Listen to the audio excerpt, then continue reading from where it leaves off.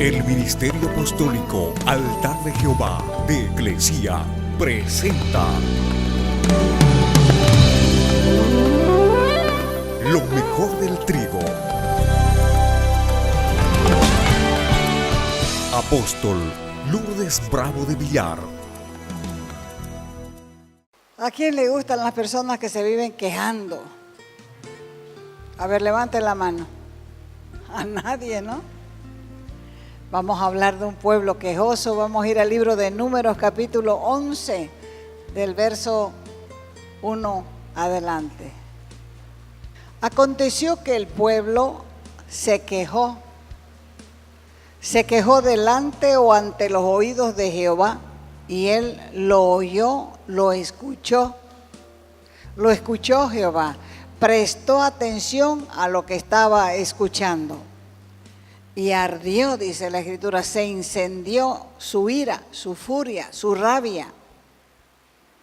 Se encendió en ellos fuego de Jehová y consumió, se quemó uno de los extremos del campamento. Verso 2. Entonces el pueblo clamó, lloró delante de Moisés, y Moisés, a pesar que la queja era contra él, oró a Jehová, dice, y el fuego se extinguió, el fuego se apagó. Verso 3.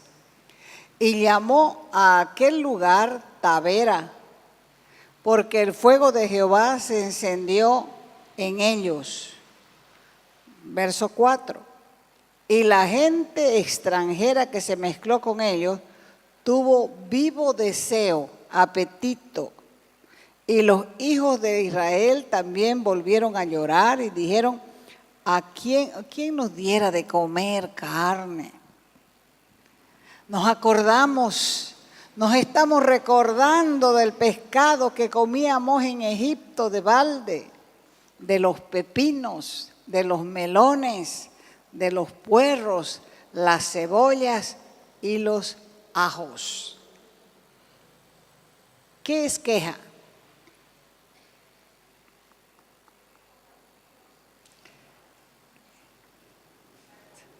Es el resentimiento o disgusto que se tiene por la acción o el comportamiento de otro.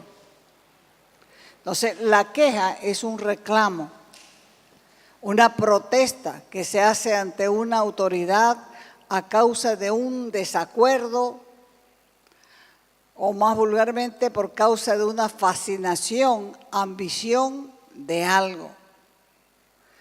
Ese espíritu de crítica y de queja lame la tierra.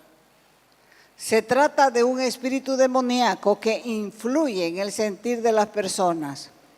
Produce descontento, disgusto, insatisfacción, enojo, decepción y toma la lengua de la mayoría de las personas. La lengua es uno de los músculos más potentes del cuerpo.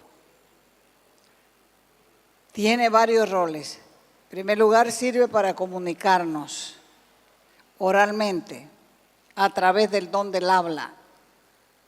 También sirve para alimentarnos en la deglución, en la masticación de nuestros alimentos. Entonces, hay un mal uso de este órgano, porque la mayoría de las personas usamos mal este don. Vivimos con una actitud de crítica, de queja y murmuración constante que nos debilita, nos descalifica y nos aplaza en el uso de este don. El patrón critica al empleado. El empleado critica a su patrón.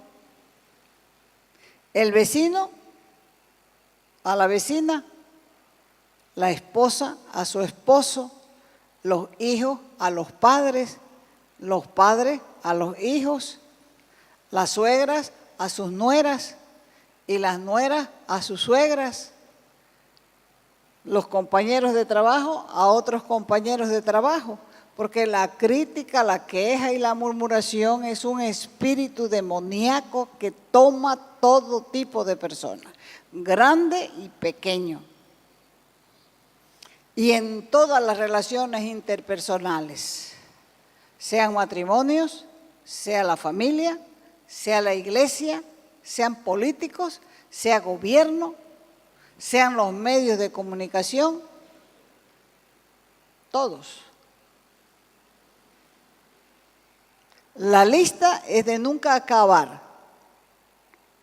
pero hay una persona que es más criticada que todas, más criticada que las demás, y es el ministro de Dios, porque contra él se ensañan todos, se juntan los cristianos, se juntan los no cristianos, porque el enemigo minimiza los errores de la persona, pero maximiza los errores de un predicador.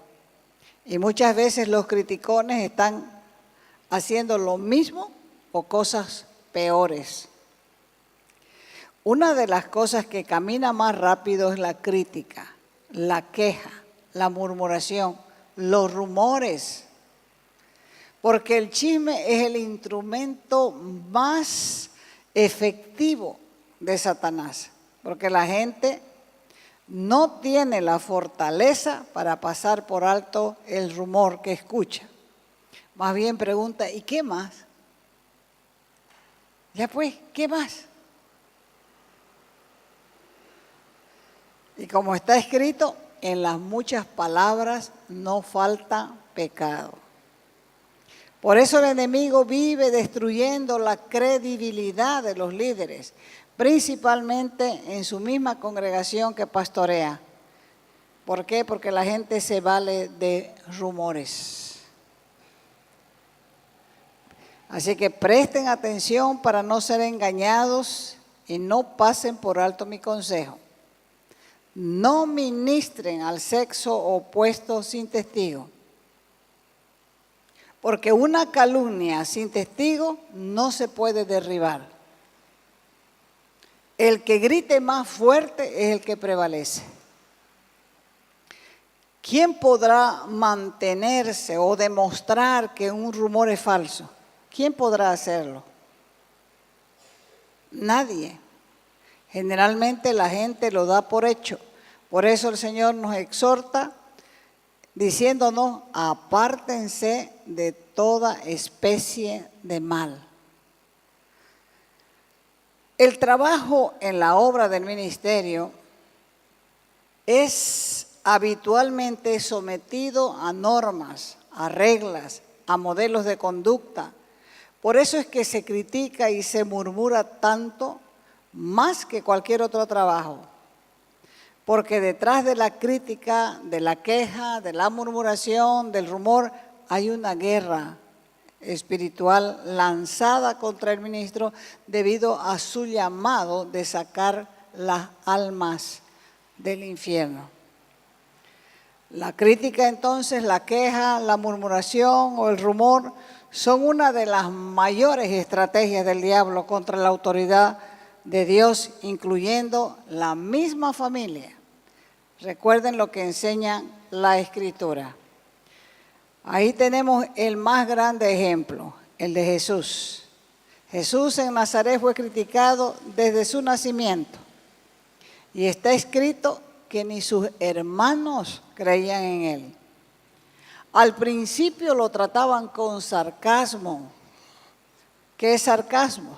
Son palabras crueles con el fin de ridiculizar, de humillar o insultar.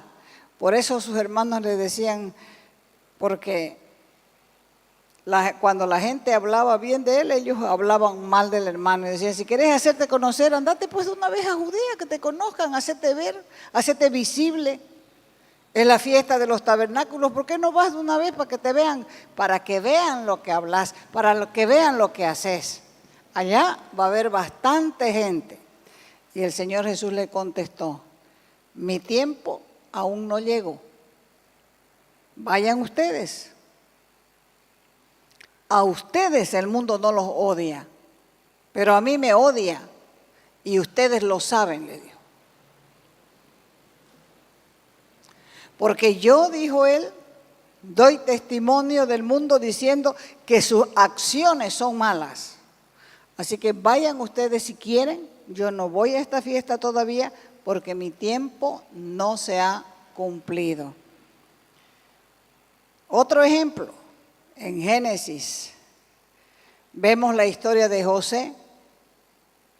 Al ver sus hermanos que su padre lo amaba más que a todos ellos, lo odiaban a José, lo aborrecían. Dice la Escritura que no podían hablarle pacíficamente, con tranquilidad. Seguramente le hablaban a grito tratándolo. El odio tenía ciego a los hermanos de José. Se burlaban de él, se reían de él, lo llamaban el soñador y lo trataban mal. Y no conforme con odiarlo, tramaron su muerte primero y después de deliberar entre ellos, decidieron venderlo como esclavo a una compañía de ismaelitas. Otro ejemplo que tenemos en la Escritura es el de María y Aarón, hermanos de padre y madre de Moisés. Criticaban su liderazgo y hallaron la manera de ridiculizarlo públicamente por causa de la mujer cusita con que se casó. Una cusita era una etíope. Cuando fui a Israel tuve la oportunidad de conocer mujeres etíopes y son muy bonitas. Muy bonitas. Son bien morenas porque son de raza negra, pero tienen unas narices respingadas, bien plantadas, con todo en su sitio. ¿Verdad? Básicamente, cusita se refiere a los habitantes de la tierra de Cus, África, a poblaciones de la península arábica. Entonces, la crítica fue en esta ocasión en contra de Moisés. Está en el libro de Números capítulo 12. El relato queda claro que la causa real de la murmuración en realidad no era la mujer, eran los celos y la envidia del liderazgo de su hermano. María era profetisa, tenía su ministerio, tenía su llamado, tenía su don. Aarón era el sumo sacerdote, tenía su llamado, tenía su don. Pero ellos se sintieron ofendidos porque Moisés tomaba decisiones, así que ellos sintieron que como Moisés tomaba decisiones solo, ellos sintieron que él no los tomaba en cuenta.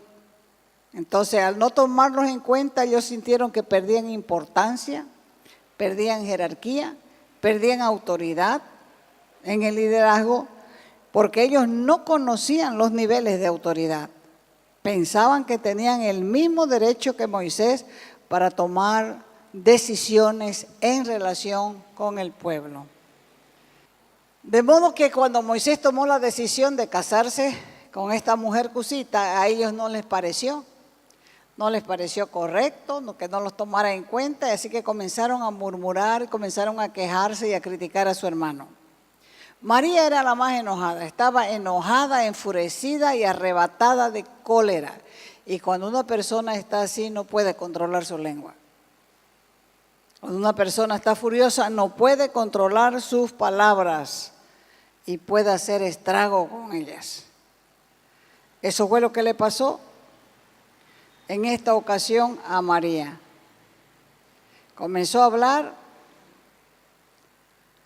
A pesar de que ellos desarrollaban funciones importantes en medio del pueblo, pero no estaban conformes. No estaban conformes con su hermano, y así que el enojo y la ira comenzó a salir afuera. todo lo que ellos habían guardado en sus corazones comenzó a salir por la boca. Porque está escrito que de la abundancia del corazón habla la boca. Aquí se vio que a ellos no les bastaba su liderazgo. No estaban satisfechos, querían más, querían estar al mismo nivel del líder principal, el que Dios había escogido como libertador de Israel. Y el peligro de toda rebelión es que la rebelión va tomando cuerpo, va tomando fuerza, va subiendo de tono, va incitando a la oposición y a la rebelión en contra de la autoridad. Así que el rumor creció y ya no estaban reclamando su derecho de opinar, sino que estaban llevando a las personas a que tomen partido y comiencen a pensar que su hermano no era necesario, porque no era el único que podía escuchar de Dios, no era el único que podía dirigir al pueblo. Así que sugerían ellos que Dios también hablaba por medio de ellos. ¿Qué hizo Moisés ante esta rebelión de sus propios hermanos? Él podía levantarse y decirle al pueblo, bueno, Dios me puso aquí. Él podía reclamar y decía, Dios me ha dado la autoridad sobre ustedes. Él podía levantarse y disciplinar a sus hermanos por desacreditarlo falsamente.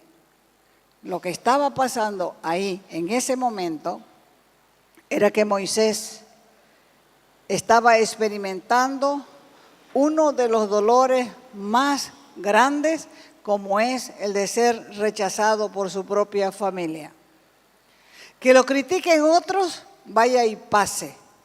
Pero cuando es la familia la que comienza a hablar, son los hermanos los que comienzan a cuestionar su ministerio, eso es más doloroso. No estaban mirando quién respaldaba a Moisés en su liderazgo. Ellos estaban desacreditando a su hermano en medio del pueblo.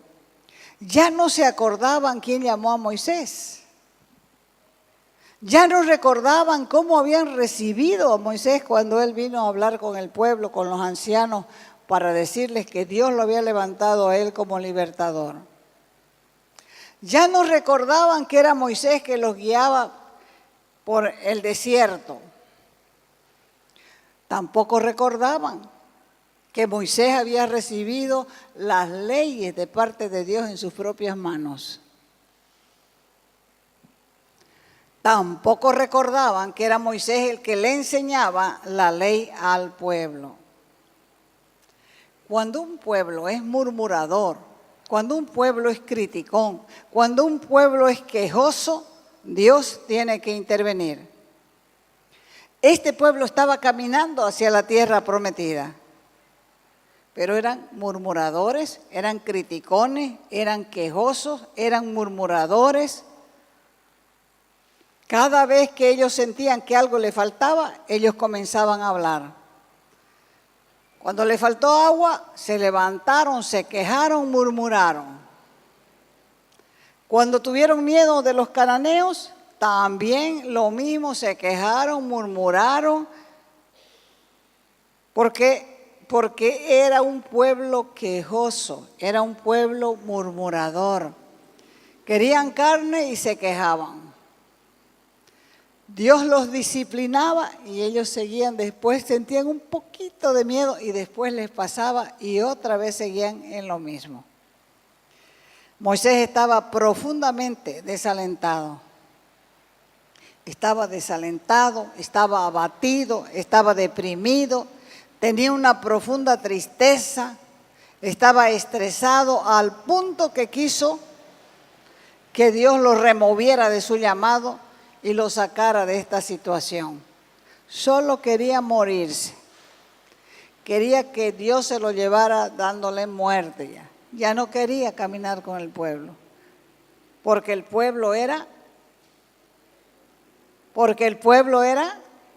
quejoso.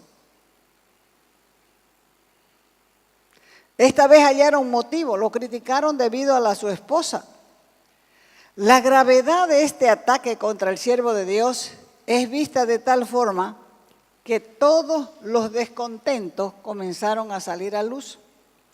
Y esa rebelión fue creciendo y se fue haciendo como una bola de nieve. ¿Quién era esta mujer? ¿Por qué tanto enojo? ¿Qué había detrás de esto? La primera mujer de Moisés fue Séfora y era una madianita. Era de Madián. A veces a los madianitas se los identificaba como descendientes de Cus o de Cusán. O sea que también era negra, la primera. La segunda mujer de Moisés era también cusita, era negra, le gustaban las negras.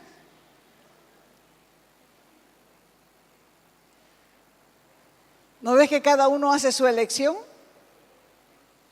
Yo no me casaría con una negra, a mí me gustan rubias. Bien, yo no quiero una rubia muy desabrida, yo quiero una negra. Bien. ¿No es cierto que es así la elección?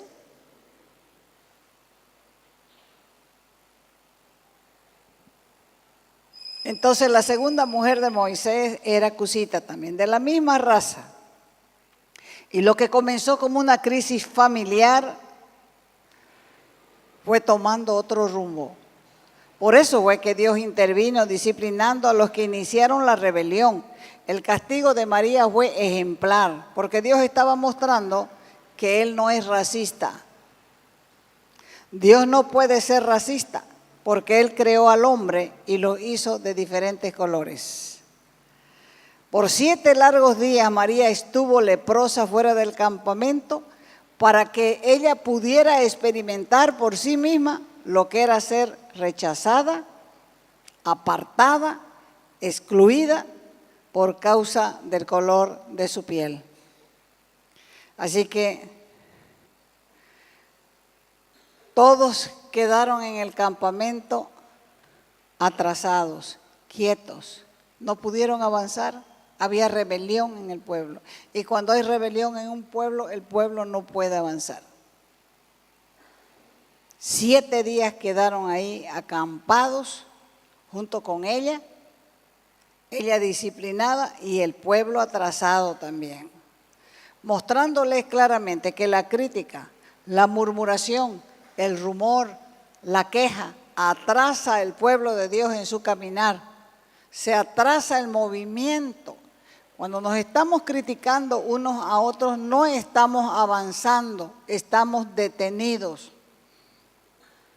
Todo el pueblo se dio cuenta de lo injusto de su comportamiento de María en contra de su hermano, en contra de su líder, y todos también se dieron cuenta que el racismo, la exclusión, la discriminación no son parte del plan de Dios para su pueblo. Tenemos que aprender de este pecado de crítica, de murmuración, de queja, de rumor. No son parte del plan de Dios para su pueblo. Siempre hemos leído y estudiado el pecado de María solo desde el punto de vista de la rebelión contra el liderazgo de su hermano. Pero si volvemos a leer, nos vamos a dar cuenta que hay una seguidilla de cosas que lastimaron el corazón de Dios y que había ahí en medio de esa rebelión un enfrentamiento étnico-racial. El reino de Dios tiene leyes igualitarias. La cusita, Séfora o su familia etíope no son excluidos, pero mucha gente como ellos se convierte en víctima de otros, como en este caso. Y por eso está registrado en la Escritura, para que sepamos que a Dios no le agrada y Él sabe disciplinar estas cosas, porque el Señor lo escucha todo. Nada de lo que se dice o se hace en la tierra pasa de su oído, pasa de sus ojos. Él escucha la oración, pero escucha también la murmuración. Oye toda la crítica, oye toda la murmuración, oye todo el rumor, toda queja, y sale en defensa de los que son suyos. Por eso, antes de que estos pudieran pensar más y la rebelión tome más cuerpo, Él los convocó a Moisés, a Aarón y a María en el tabernáculo. Imagínense, Dios nos está llamando. Ahora vamos a saber quién tiene razón. Pero ella no sabía lo que le esperaba allá. No tenía ni idea. Por eso cuando llegaron al tabernáculo, la nube de la Shekinah, la gloria misma de la presencia de Dios, descendió. Pero descendió no para mostrar misericordia, sino su ira. Dios estaba a la entrada del tabernáculo para ejercer juicio y Él los reprendió fuertemente y defendió a su siervo. Aquí hay dos lecciones bien duras y fuertes para todas las generaciones. No solamente para María, ella quedó registrada, pero esto es para todas las generaciones. La primera es que María necesitaba aprender que una persona cosecha lo que siembra, convirtiéndose este cuadro en un ejemplo de la iglesia, de una iglesia que ejerce disciplina cuando los miembros cometen un pecado serio, murmurando, chismeando contra la autoridad delegada de Dios. Simplemente por rebeldía, porque no le cae bien, por envidia, por celos, por una serie de cosas que el ser humano guarda en su corazón. Y el segundo es que cuando un miembro del campamento peca, se detiene la obra, se para, se interrumpe todo el avance del pueblo, porque la contaminación contagia. La contaminación corrompe el campamento. Así que el pueblo tuvo que detenerse y tuvo Dios que juzgar, disciplinar al culpable, corregirlo, parar el campamento y después de 7 días comenzaron a marchar de nuevo. Primera de Corintios 11:32 dice: mas siendo juzgados, somos castigados por el Señor. ¿Para qué? Para que no seamos condenados con el mundo. Moisés fue llamado a un ministerio particular. María fue llamado a un ministerio particular. Aarón fue llamado a otro ministerio. Dios llama y da dones a los creyentes de forma diferente, conforme a la capacidad, dice la Escritura, de cada uno. O sea, lo que te da a vos es para vos. Y lo que da a otro es para otro. Ni él tiene derecho de tocar lo tuyo, pero vos tampoco tenés derecho de tocar lo que es de otro. Porque para darle él a otro no te está quitando nada a vos. Todo es de Dios. Entonces sería bueno reconocer que este espíritu de rebelión es dominante en todas las iglesias. En todas las iglesias, en todos los trabajos, en todas las oficinas del mundo, la gente vive murmurándome, quejándose. Por eso es necesario que reconozcamos que a Dios no le agrada. Y no debemos hacer nada que a Dios no le agrade o le ofenda. Porque nos vamos a quedar sin recoger la cosecha de lo que sembramos.